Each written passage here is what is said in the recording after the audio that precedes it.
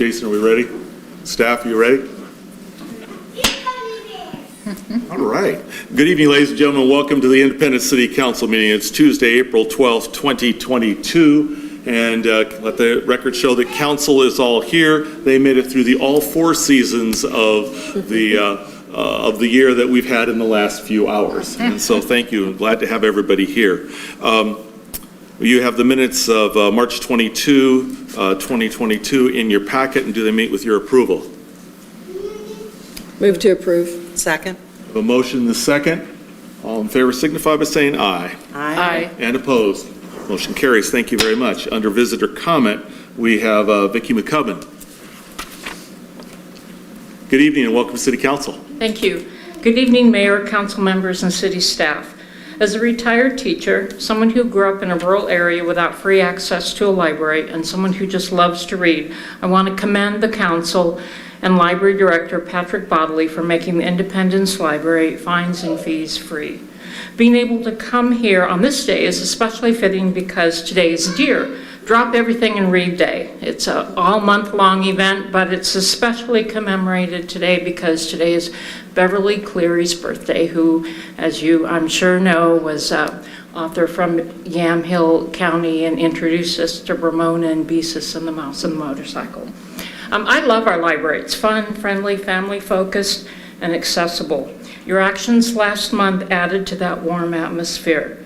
I'm delighted that lack of transportation, work schedules, or other things that interfere with someone's ability to return materials on time will no longer be a burden. And I would like to leave you with this quote from Kurt Vonnegut sometime in the 60s.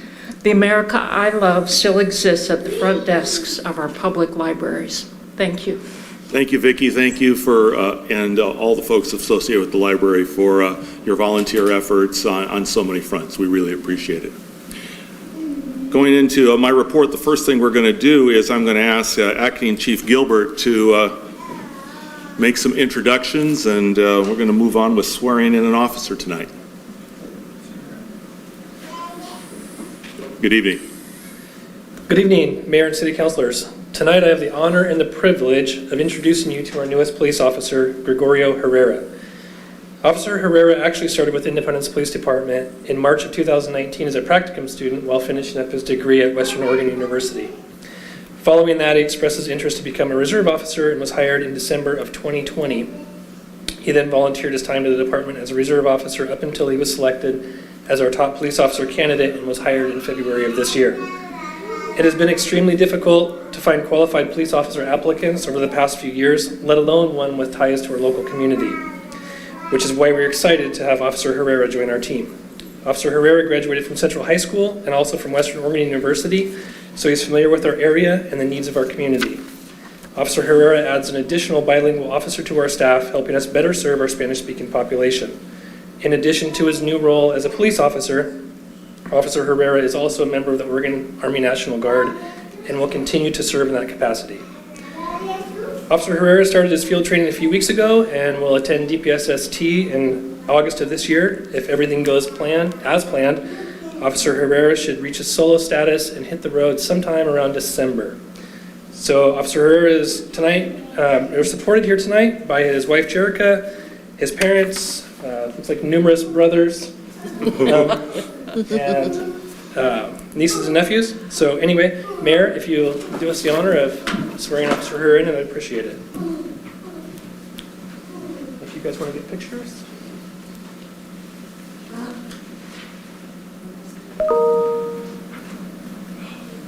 Raise your right hand. I state your name. I, Gregorio Herrera, Having been duly appointed by the Chief of Police, having duly appointed the Chief of Police, say an oath that I will support say no that I will support the Constitution and laws of the United States, the Constitution and laws of the United States, the State of Oregon, the State of Oregon, and the Charter and ordinances of the City of Independence, and the Charter and ordinances of the City of Independence, and that I will perform the duties and I will perform the duties of the Office of Police Officer of the Office of Police Officer to the best of my ability, to the best of my ability, so help me God. so help me God. Welcome. Congratulations.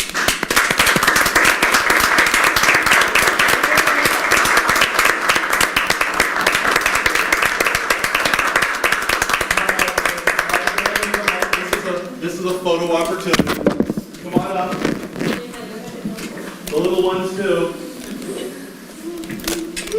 Come on up. It's okay. We're friendly.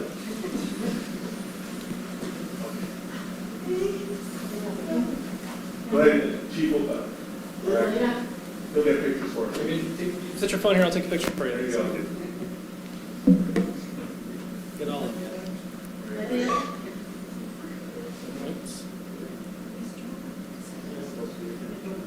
Okay, come on up. There's still time. There you go.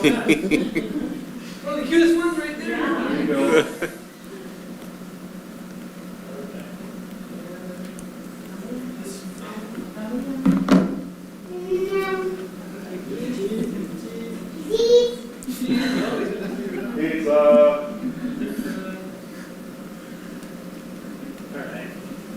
We're really glad to have you join us. Thank you. I know it takes a whole Nice meeting you guys. Thank you so much. Thank you.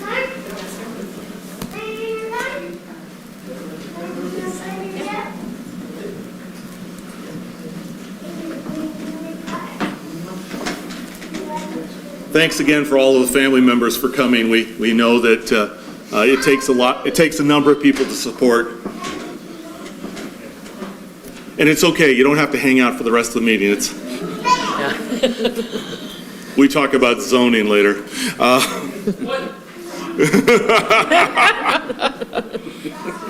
So let me move on to the next thing. You have a committee appointment in your packet that. A couple of committee appointments, and I need your approval, please.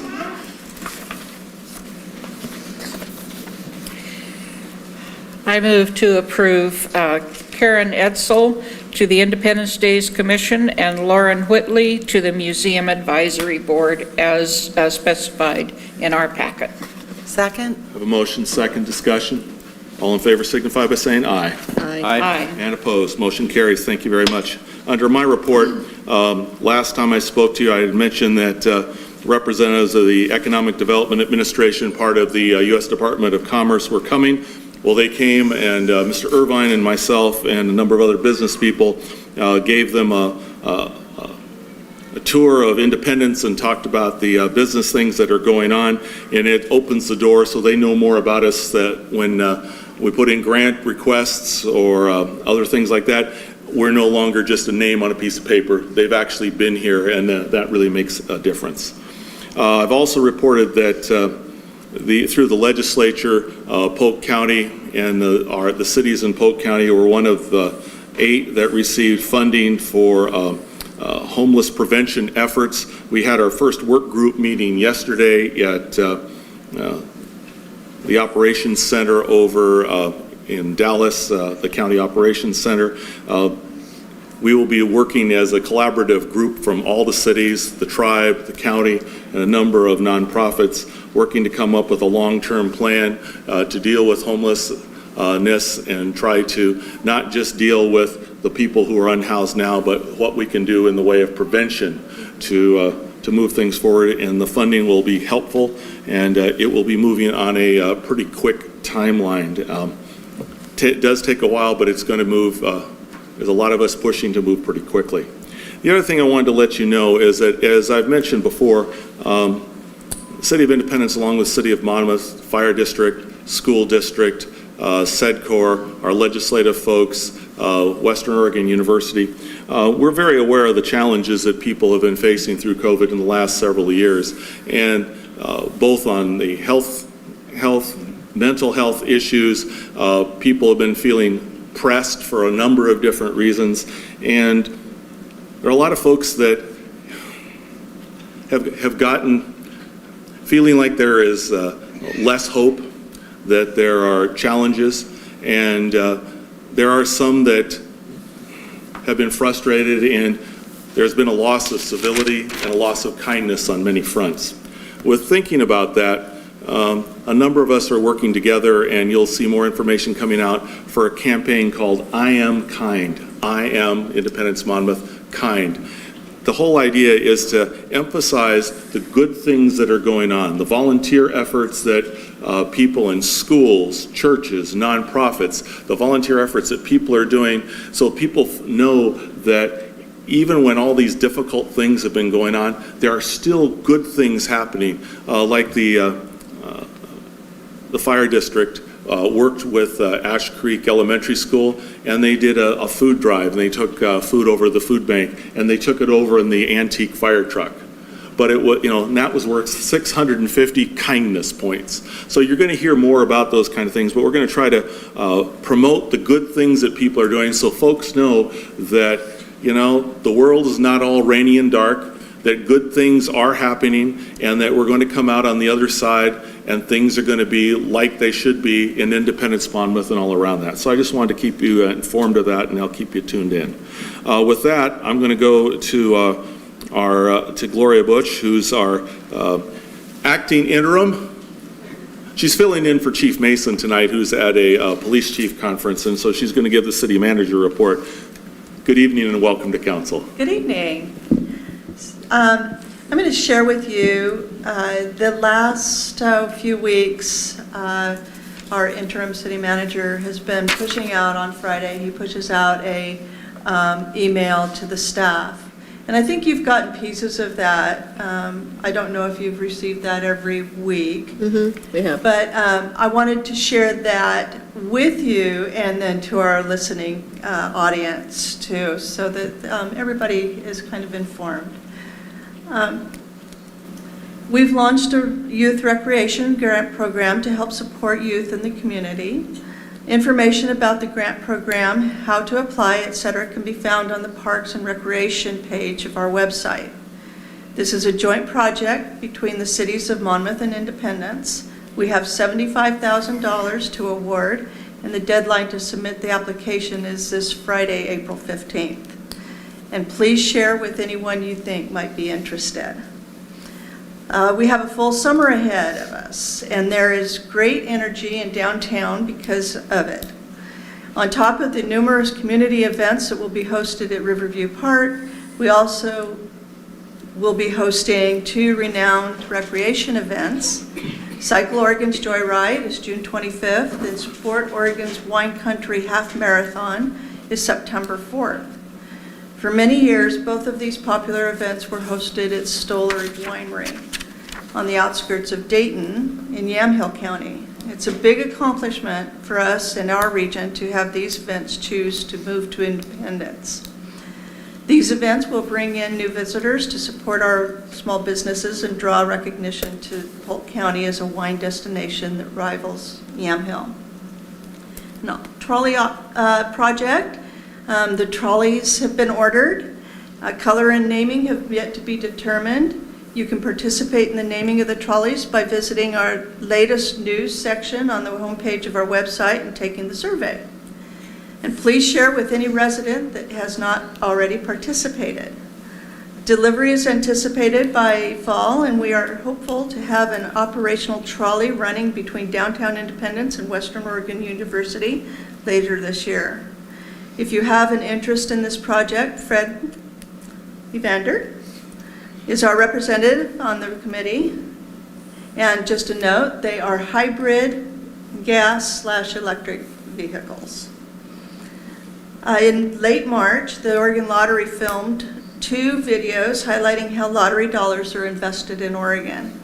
One video is about Independence Landing and downtown revitalization, and the other is on Latino entrepreneurship, engagement, and programs in town. The lottery dollars are behind the Special Public Works Fund that financed the infrastructure, which is road, water, and sewer, we built on Independence Landing, as well as the parks grants that we got to build the Independence Landing Park. It also funds the Brownfield Remediation Fund that gave us grants totaling over $250,000 to clean up the contamination on the Independence Landing site. Lottery dollars also fund the grants we've given to support entrepreneurship over the last few years. Stay tuned for the release of the videos. Land use approval has recently been granted to convert the old office building at 258 Monmouth next to Old City Hall into a small motel with 4 rooms. A new roof with facade and landscaping improvements is proposed. Building plans for the project are currently under review, and workers are busy removing the existing components that will be replaced. The Osprey camera, there has been several sightings of the Osprey in the nest by the Independence Hotel this month. The camera link is still active and can be found on the City of Independence YouTube channel. We have been working with IDA to organize a brand new downtown event, the Indie Art and Wine Walk, set for Saturday, May 14th. This event will be a fundraiser for IDA, with event goers purchasing a special tasting passport. Downtown businesses will host winery reps and local artists. Each location will offer tastings of a Polk County winery and have local art for purchase on site as well. Friday, April 1st was a deadline for several different government funding opportunities. We submitted a request for congressional directed spending, formerly known as earmarks, for $2 million for new headworks at our wastewater treatment plant. These requests have moved slowly, but we are hopeful that these funds will be made available for those important infrastructure improvements. I'm going to skip down here a little bit. Public Works has been advertising for an operations manager position to replace the vacancy created by the retiring Ken Perkins. Applications closed last Friday, and we will be conducting interviews at the end of this month. Along with that, there's been some Public Works promotions. As part of the restructuring at Public Works, we are pleased to report the following promotions. Chad Tracy is now the wastewater operator lead. Matt Carpenter is our water operator lead, and Nick Esch is utility worker lead. And if you have any questions, please individually contact Public Works Director Gerald Fisher. We just met our new officer that was hired, so we won't go over that. The Boondock Boys will be back at Riverview Park for the River's Edge Summer Series on August 12th. Courtney is still finalizing the rest of the schedule, and we will share bookings with you as they occur. I'll leave it at that. Thank you. Appreciate it. Okay, we're going to continue moving forward. I think, Mr. Irvine, I think you have an economic development report here. Yeah, thank you, Mayor and Council. Good to see you tonight. Just wanted to give you a quick update on the Love Local Scratch It campaign that we ran in February. We had 20 participating businesses. We actually limited it to 20, largely because the space on the card really doesn't allow for, it gets difficult to read if you get more than 20 businesses on there. We wanted to try to use this as a way to draw more people into the community as well. So we actually created 15,000 mailers and did direct mail to folks in Independence, Monmouth, Dallas, South Salem, and West Salem as a way to try to pull people into the community as part of this promotion. Was pleased to see we actually had significantly more redemptions this time around than previously. Typically we had about 50% of the scratch-its that we put out would be redeemed. This time around we got more like 60% that were redeemed, which is great because it means we had a greater impact locally. We always ask the business owners to try to track the total spend when somebody redeems a scratch-it. Generally, a lot of them don't track it, but the ones that did, they indicated that for every $1 of scratch-it that was redeemed, it came with $4.50 of private spending. So we're leveraging private money and creating more spending within the businesses, which was our intent. I was really pleased with the distribution of redemptions as well. I mean, I was kind of concerned that one business is going to get most of them. Half the businesses redeemed over $1,000 in scratch-it value. and the majority of the rest redeemed over $700. So, we can see we had a really good distribution in terms of where people were redeeming scratch-its, and it wasn't just concentrated in a couple of businesses. We also really want to try to do more to evaluate our programs. So Courtney actually put together just a quick little Mailchimp survey of all the participating business owners, sent it out to them. We got 10 responses out of the 20 participating businesses, and just a couple of the questions that we asked. Did you see additional purchases being made because of the scratch-its? We had 0 people that said no. We had 2 that said somewhat, 2 that said yes, and 6 that responded absolutely. There were a lot. We asked the question compared to January, were your sales at your business up or down in February? One person, nobody answered down, one person answered about the same, 2 answered up a bit, and 7 said sales were amazing, much higher than January, which was really good to see. We asked, what did you like about the Love Local campaign? There was a bunch of references to just kind of generally the excitement and happy customers. A few mentioned customers buying more or kind of planning to immediately go to another shop and make a purchase when they got their scratch-it.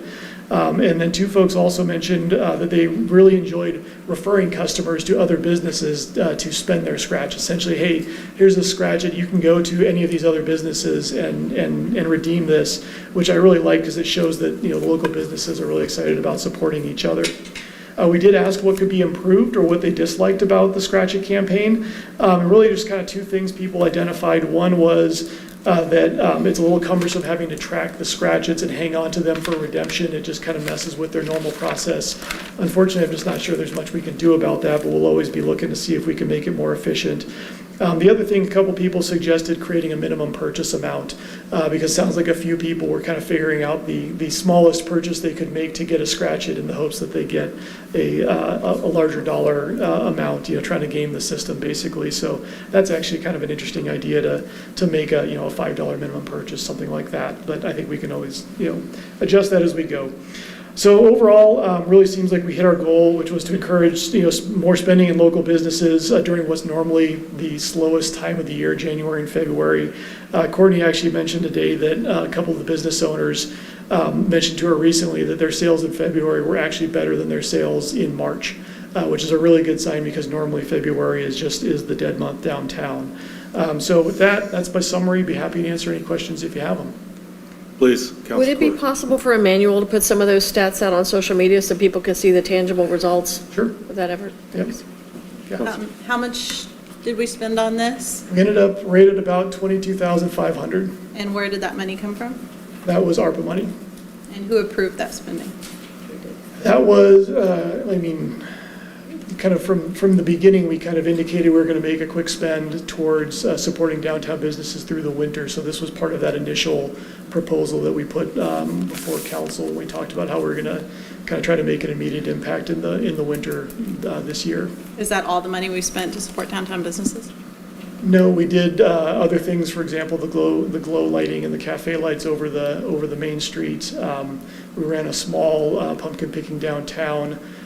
Total amount, I believe, was around $70,000 that we've spent to date. And do we know what, I know Chief Mason called it a bucket. Do we know what bucket of money this came from? Yeah, from that was ARPA the business fund? support. Business. Yep. Okay, Good.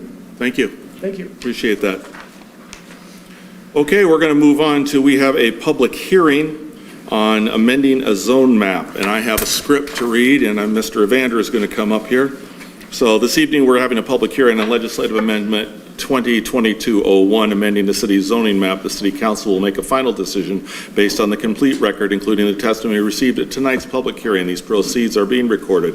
This hearing will be held in accordance with land use procedures required by this city and the state of Oregon. This is a Type 4 legislative procedure. At the beginning of the public hearing tonight, staff will be identifying the applicable substantive criteria from the city's comprehensive plan and the state of Oregon statewide planning goals. For anyone wishing to speak, we're asking you to use the speaker card that are provided. Call to speak, you'll be recognized, and you must state your name and address for the public record. Before we begin, does any counselor wish to declare an actual potential conflict of interest in any of this matter?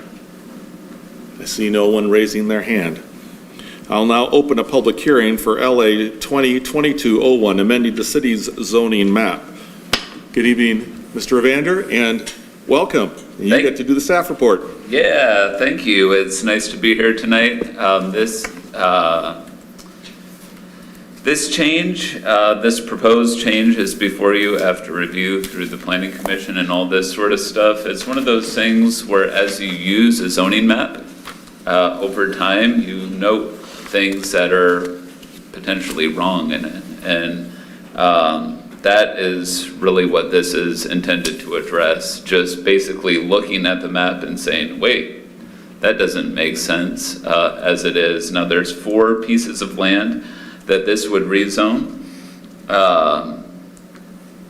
One of them is airport, which is zoned residential single family overlay with a residential zone underneath it. So where Nuche Aviation is and all of that stuff, that is zoned currently residential single family airport overlay. And it looks like it has been since at least 1993 because I did include an old zoning map in your packet, which shows that zoning.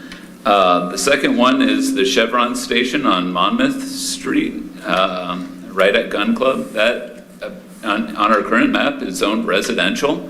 That's a gas station, right? It's the third one is the old library and women's club building, which again on the 1993 map were zoned public.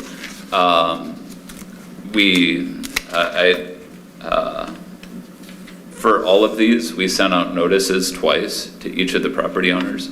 We have heard from all of the property owners except for the fourth one, which is this piece right here, which is zoned for heavy industrial.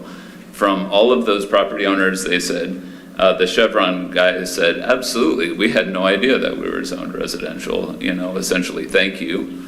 The airport, because they said, we had no idea that we were zoned single family airport overlay.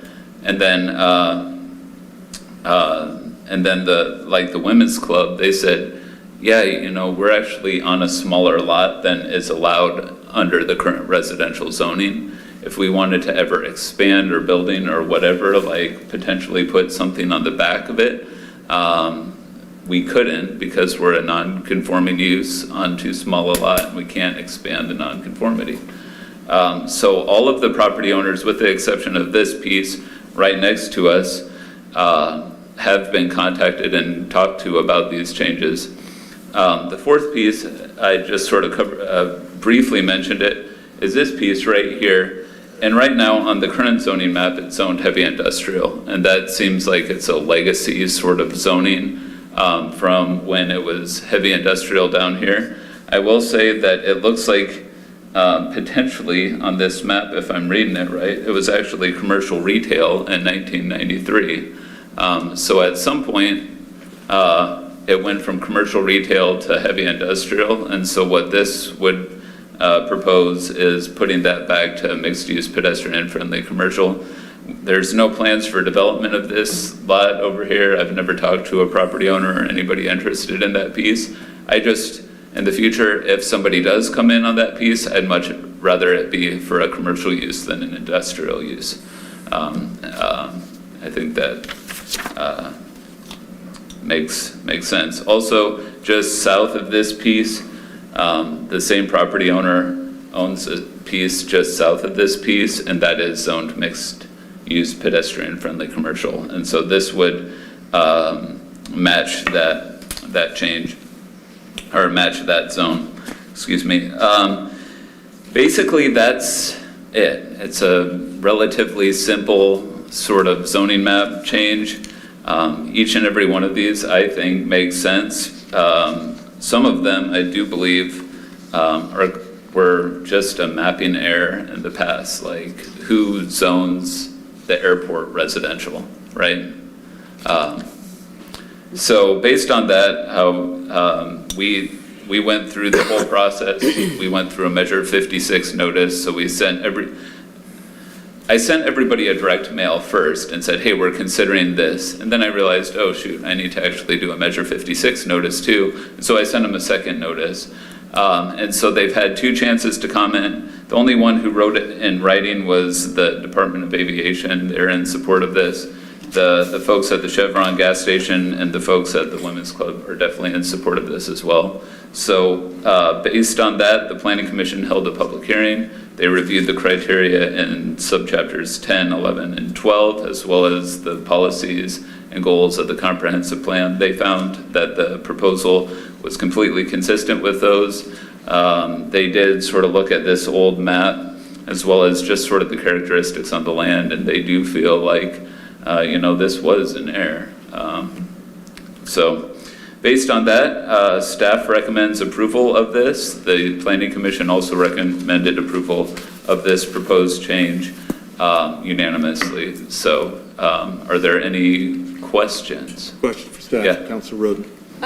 I've had some people contact me that are like neighbors of the Women's Club, and did we reach out to the neighbors down the street? Because they approached me and they said, we're concerned about the change of this code directly on 3rd Street because they are afraid of what you just said, the expansion on those lots to be burdensome on their street where they live. So to change it from where, the Women's Club is kind of restricted in how much they can build and move because they're in a residential area, and the neighbors are concerned that if we switch it to, a commercial use place or switch the zoning so they can rebuild or add on or extend those things, that it's going to change the livability of their neighborhood.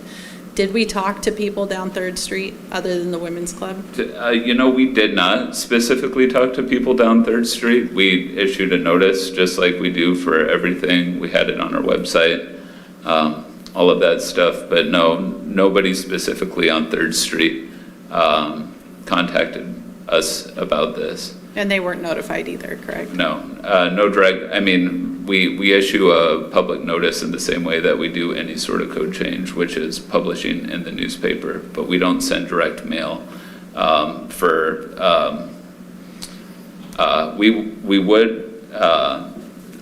We considered this a legislative rezone, and so we didn't send a notice to property owners. Okay. What do you say on their concerns, like the house next door to the Women's Club? What would you? What is your opinion of their concerns of that area changing and changing the neighborhood feel? What are my concerns? I don't think that the Women's Club has any sort of plans to significantly expand their building. I think if they went, there's very limited back property line. It's a big building on a small lot. They're trying to just do basic maintenance right now. If they were to add anywhere, they're gonna run up against their property, just even at all. I would say that the Historic Preservation Commission would have problems with them going south. And I don't think that there's a whole bunch of room for them to go back. So what if the worst case scenario happened and the properties there burnt down and a new development wanted to be built there? What restrictions would that development have based on this new zoning to be in the neighborhood? It wouldn't have any, right? You could build. It would be, so the proposed zoning there is public services, so it wouldn't be a commercial zone. It would be in the public service zone, and I don't have the requirements for the public services zone, right offhand. But it wouldn't be an apartment building? It wouldn't be an apartment building. It's not going to a commercial zone. It wouldn't go to mixed-use pedestrian-friendly commercial. Fred, if we made the change and years down the road, the Women's Club moved out of the building and somebody wanted to turn it into a residence, what would happen in that situation? They would have to ask for A zoning change? a zoning change. Has anyone objected to any of these? Like, if they've actually verbally or in writing said that they didn't like it for some reason? No. Nobody did? Okay. Additional questions? And that was true at the Planning Commission public hearing as well, I believe? Yeah, that's right. Okay. Did the Historic Commission have anything to say about it?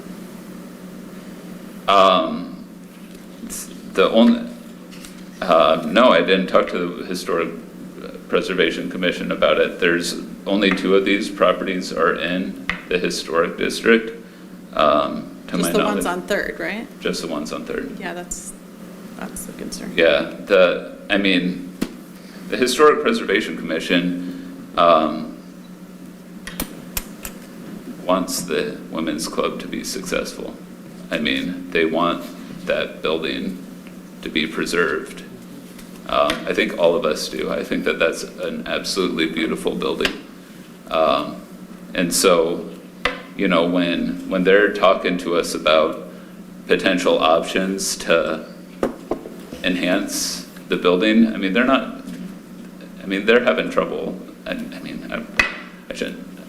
They're in the middle of doing they just had a recent fundraiser, which I got to be the auctioneer at, to do some basic maintenance, roof, painting. Plumbing. Right, they're not thinking, the back addition that they previously had, like flooded 20 years ago or something like that. And so they're like putting in a new floor and like they're redoing the bathroom, Right. You know? Right.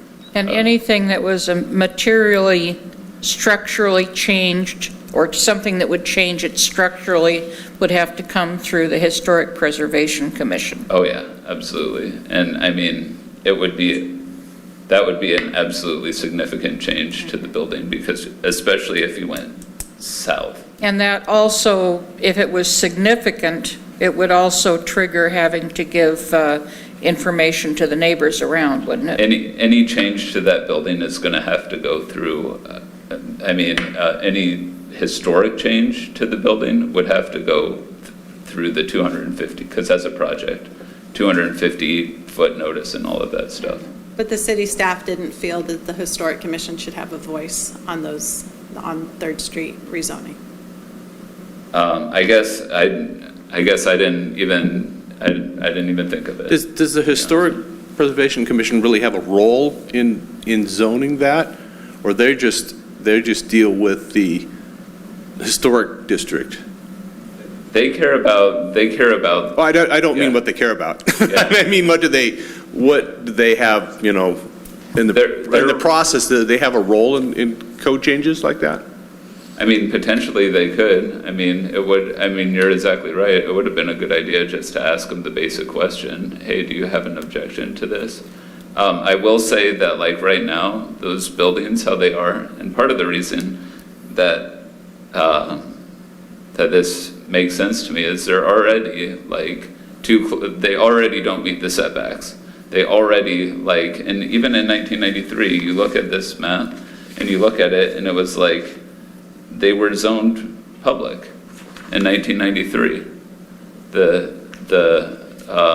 And so the buildings got built too close to each other. There's no rear setback per se for the library. It's a 15-foot setback in the residential zone. There's not 15 feet there. The side yard setback is supposed to be 5 feet, so 15 and then 5. So that makes them both non-conforming uses. But they had to have grandfathered in. I mean, Right. they're both ancient buildings Right, in our exactly. town.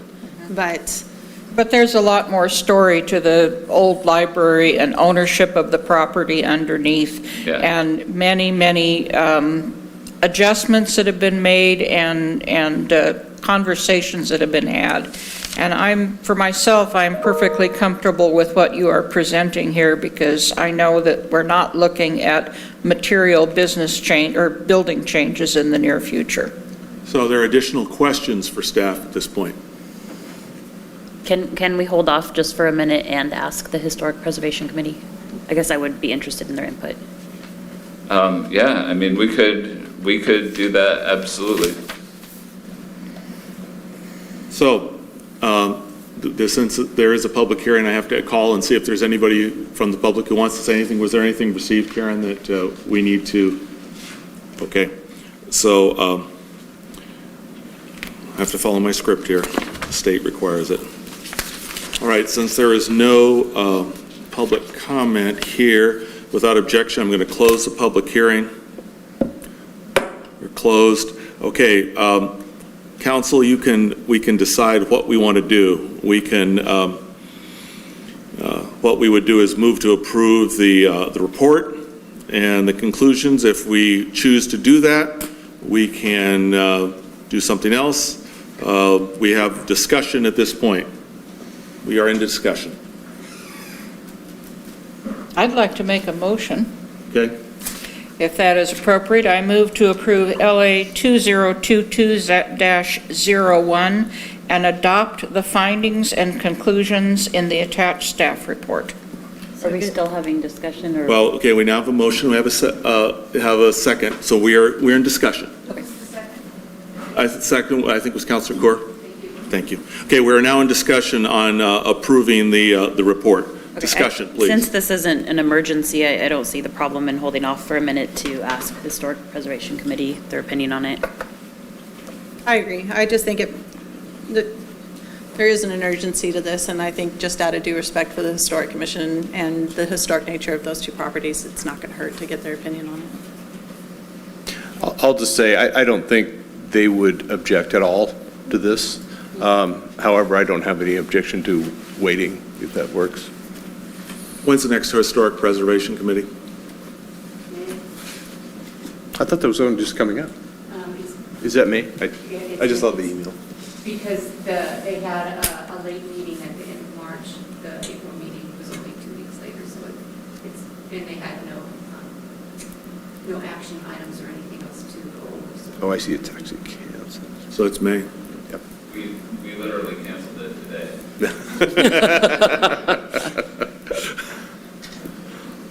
So what I'm hearing is that people would like to, does anybody have a problem with holding off on this?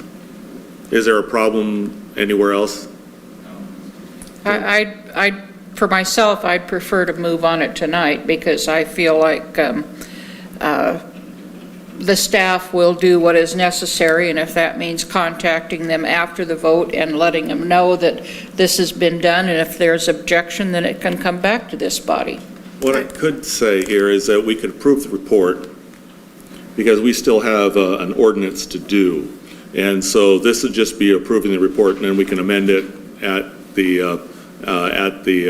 ordinance level. Am I correct in that, Mr. Evander? What's the best way to do this? Is what I'm trying to ask. I have no idea. Aaron's the procedural person. I'm not really sure myself. I don't know if you should continue the hearing and leave the record open until you can get the information from the HPC, or if you can go ahead and close the hearing, and then because you are going to be adopting it by ordinance, that is correct, and the ordinance can be put off until such a time that you receive that from the HPC. I'm not sure. Okay, so here's what we're going to do, unless there's strong objection.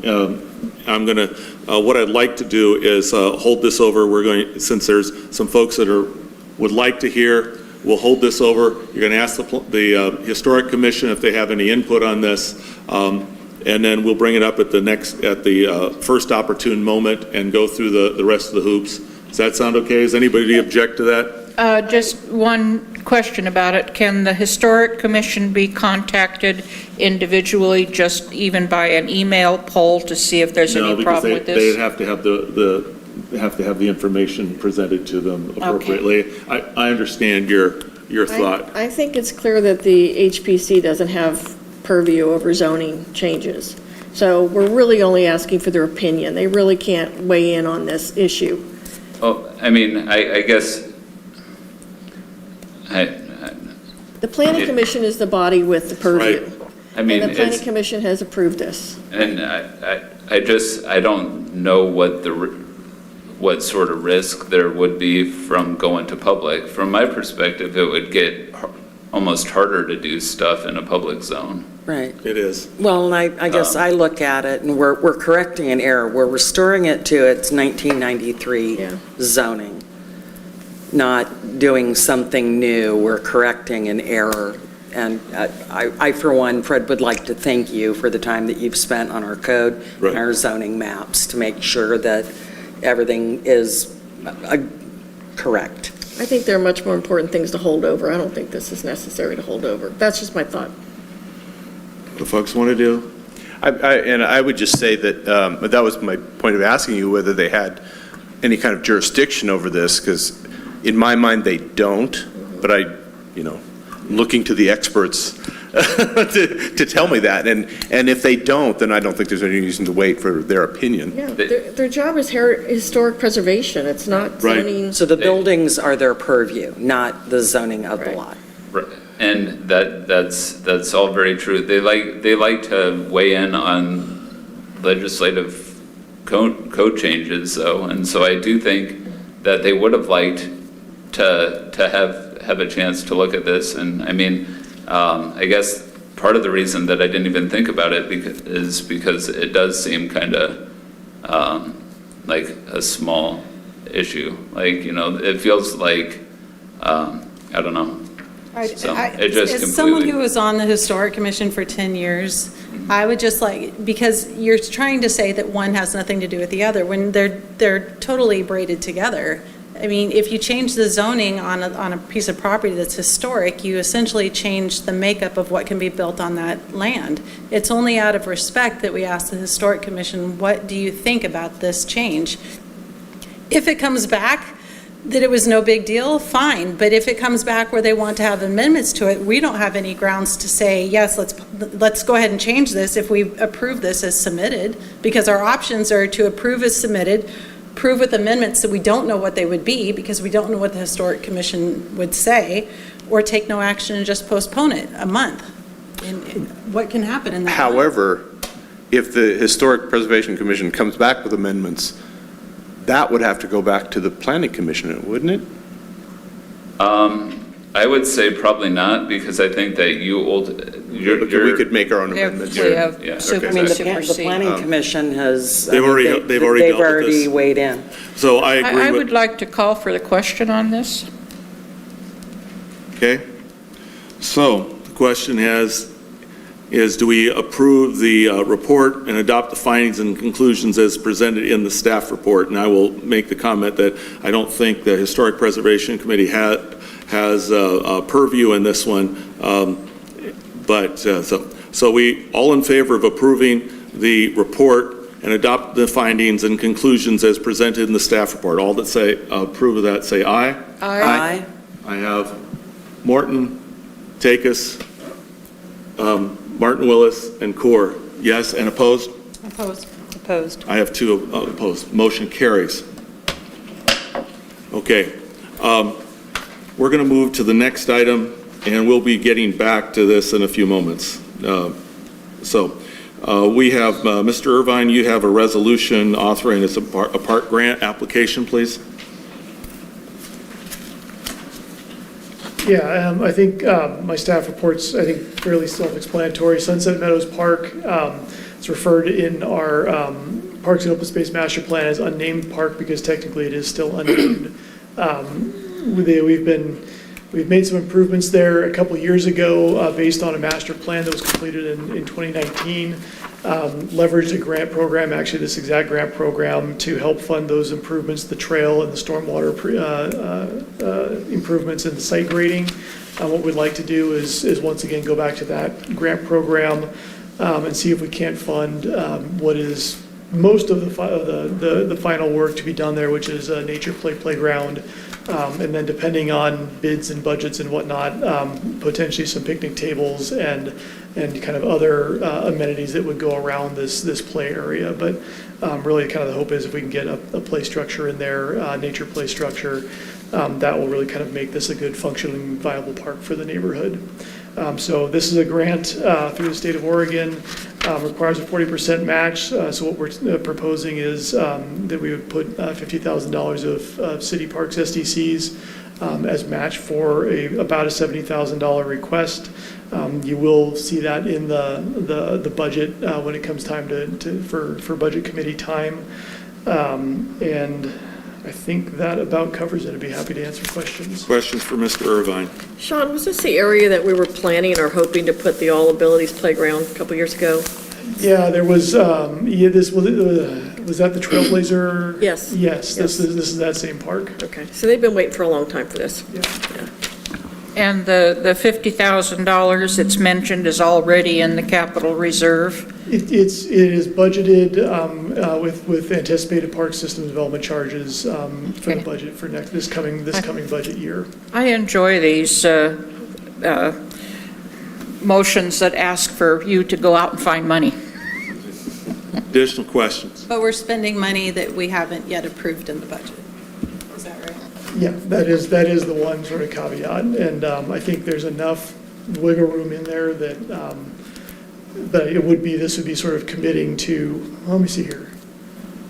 Yeah, no, this would essentially be committing to putting that at least $50,000 of Parks SDCs towards Sunset Meadows Park. And then, of course, if this grant does not succeed, that money can potentially be allocated differently, but for now, that would be committing it. Okay. And Is an because I all have a abilities form, I'm sorry, Go ahead, Councilor Corr. is an all abilities format at all possible with this grant, or some partial all abilities We format? can look at it. I mean, that's kind of, I want to, if we succeed with the grant, then I want to take a hard look at what we can get with it. There was a clear desire for nature play elements, which is more kind of rocks and logs and things like that. I'm not sure how universal access you can get with those types of features, but we can investigate. Councilor Roden, you had a question? Is there a way in the future to leverage developers when they build these neighborhoods to pay for these types of installations themselves instead of the city doing it? That's in some ways. So we did that first by getting the dedication for the parkland. So the land this park is that became this park was dedicated from the developer that platted this subdivision. So that's the first piece. And then the park system development charges that we're proposing to put towards it, that is essentially a development fee that every new house that is built has to pay this development fee to try to, and it has to go towards capacity increasing or increasing capacity. So for example, it can't be used to maintain existing parks equipment. It would have to be put towards building or adding capacity to the park system. So that's kind of the way it works. Additional questions? You said that this was like a nature park, like logs and rocks and stuff like that. I'm actually not familiar with that, but it also talks about equipment. Is that the equipment, or is there equipment and logs and rocks? Yeah, I mean, ideally, we would have a swing set in there as well, and so that technically is equipment. I was using the play equipment in the broad context. Okay, so it is more of natural, like... Yes, yeah, there was, like I say, there was a clear in the master plan. We did a big community process, and in the community input, we received a clear preference for lower to the ground, more natural type of play equipment, quote unquote. Even the big rocks are fake rocks; they're not real rocks. So, All right. They're kinder, gentler rocks. exactly. So that's kind of the idea is we want to go that nature play route, and then within that, like I say, kind of once we get, if we get the grant, then we'll sit down and say, okay, what the master plan lists some specific elements. We'll see what those things cost, what else is out there, and what might make sense. Questions? This is an action item, please. Page 30. I move to approve Resolution 22-1559, authorizing application for a local government grant for development of Sunset Meadows Park and delegating authority to the interim city manager to sign the application. Second. Motion second. Is there discussion? I am going to vote no on this, and I just wanted to explain why I'm voting no, because I don't like the idea of spending money in a budget that has not yet been approved. And I do not like spending money on a plan that we don't have. We don't know what we're going to put there. We don't know what the layout's going to be. We have no idea if we even have enough money to cover whatever we want to put there. I feel like there's too many unknowns. So for me, I'm voting no. Okay. If I can answer that, I mean, Please. we do, like I say, the master plan does have a specific list of recommended items. I can't say how much of that will fit within a $120,000 budget, but most of it should. But I don't have it all priced out yet. Okay. We move to the action. All in favor signify by saying aye. Aye. And opposed? Opposed. I have two. I have Councilor Job, is that correct? That was a no. And Councilor Roden was a no. Okay, motion carries. Thank you. We now move on to the Council Bill 2022-04, amending the zoning map. We had a preliminary discussion here. Mr. Evander, do you wish to say anything in addition to this? No, nothing else. Okay. This is an action item, and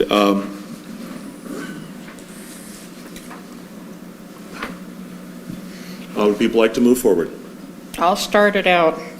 I move to read the proposed ordinance Council Bill 2022-04 in full as the text is contained in the council packet for the first time. I have a motion. Do I have a Second. second? I have a second by Councilor Kaur. All in favor of the motion signify by saying aye. Aye. And opposed? Opposed. I have Councilor Job and Councilor Roden in opposition. Motion passes. Now, since we have had non-unanimous vote on an ordinance, that means it automatically gets carried over to the next time it comes up in our packet. So it will be before us again in the future. Okay? Let me get my script, my schedule here. And I think, Ms. Butch, I think you have the next item, please.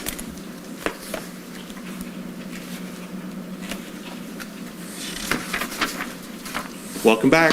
Thank you. Tonight, we have before you the audit contract and awarding the contract to Aldrich.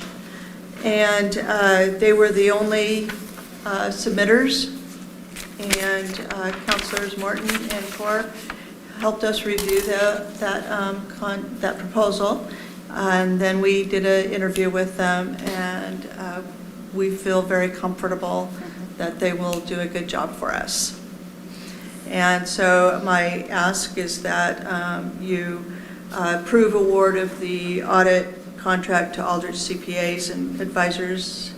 And then also in the motion, if you could do and authorize the interim city manager or designee, since our interim city manager is out on conference, I need to get this contract to the auditors and get them on our schedule.